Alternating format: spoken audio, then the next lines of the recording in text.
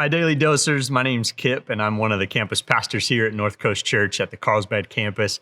And as we are on the backside now of Easter and Good Friday, and really taking a look at the idea of what does the gospel mean to me, I was taken to Ephesians, and in the book of Ephesians, as he's instructing the church in Ephesus on just what does this life look like.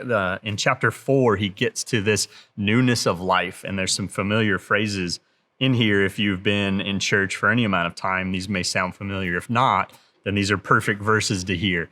And so it goes like this, starting in verse 17 of chapter 4, he says, "Now I say and testify in the Lord that you must no longer walk as the Gentiles do in the futility of their minds." He uses this futility of their minds phrase, so catch that.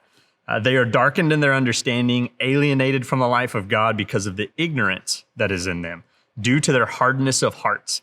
They have become callous." And so I want to pause on that. And then as he jumps down, there's two more verses. As he talks about this transformation, he then in verse 22 says, to put off your old self, so taking off almost like a coat, as if our self is something we can remove. And then in verse 23, he says, and to be renewed in the spirit of your minds. And as he gets into that whole section there, he's really speaking to this kind of new believer mentality.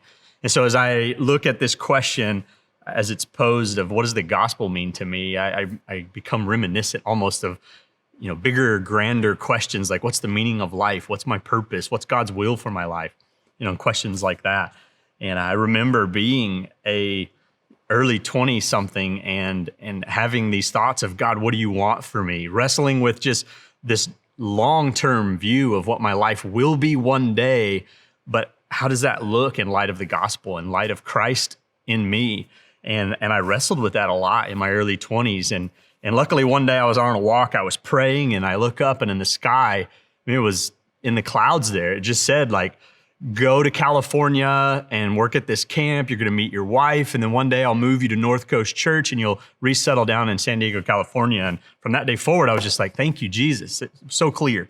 I wish that's what it had been. It wasn't by any means, but it did draw me to, and I feel like that was in a sense my calling, was just that it was clear that my life needed a bigger purpose than just making money and living life and having these material possessions that earlier I had desired.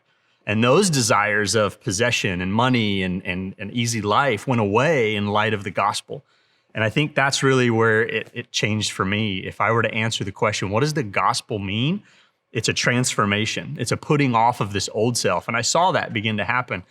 And while the gospel is so simple in the fact that it's Christ died for us because we were lost without him, the creator of the universe sent his own son, Jesus, because of my sin to offer salvation and a restoration of my relationship with him. And that I recognized that. I surrendered my own life and made him Lord of my life. And that simplistic message, while at one hand you can say the gospel is so simple, on the other hand, it's so complex because of the ramifications of what that means. When I surrender my life to him, it transforms the rest of my life and it puts me on a course. And I think to answer a question like this, rightly so, in chapter 4, there's a therefore. And he talks about having put off falsehood.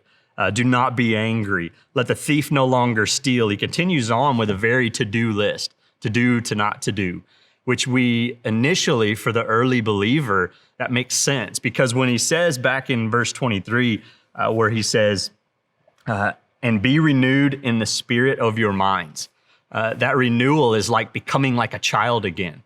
And I think that's rightly so. We take off those childish ways, but yet we become childlike. And there's this interesting duality to it, that we become new and we have to relearn. Just like a child, we have to forget how we walked. We forget how we talked. And we now have to learn to walk again, learn to talk again.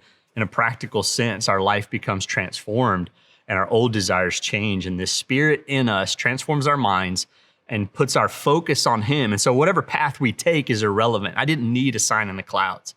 I just needed to know that my life needed to be wrapped in the will of God, and I followed him. And as a result of that, I went to California, I met my wife, and I now work at North Coast Church. And those are the byproduct of just simply walking and following Christ through a transformed life surrendered to the gospel. And so that's what the gospel means to me. And I hope that you find that same transformation as you surrender your life to Christ and his will. God bless you guys.